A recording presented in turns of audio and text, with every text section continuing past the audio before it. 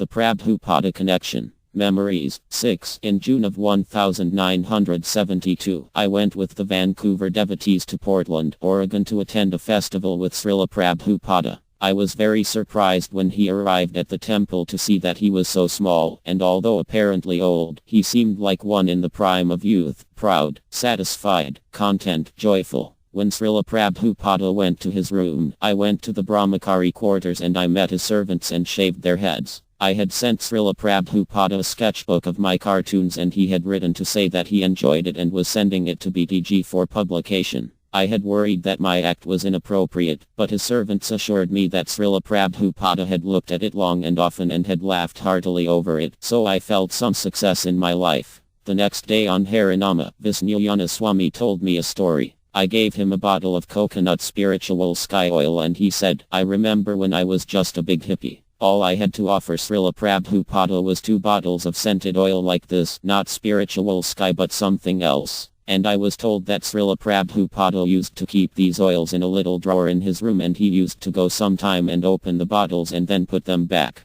That's how much Srila Prabhupada loves his devotee. When Srila Prabhupada went off to his preaching programs, I stayed back and collected roses door to door for his garlands. I showed everyone at their doors a picture of Srila Prabhupada in his book. See that man, he's my guru. And you see this garland, it's my job to get the flowers for these garlands. Surprisingly, everyone became equally excited by these simple words and ambled down the stairs to give me bags and bags of roses and other flowers. One day I went on the morning walk with Srila Prabhupada in City Park in Denver. We were approaching the zoo and the president said, Radha Damodar Dasa sometimes distributes 100 books here at the zoo on Saturday. Srila Prabhupada immediately turned around, jumped off the sidewalk, hopped over a little rock and ran to the back of the parade where I was. He came right up to my nose, nodding strongly. Oh, big books, he said. Oh no, Srila Prabhupada. Mostly coloring books and small books, I replied. He said, oh, small, and walked on.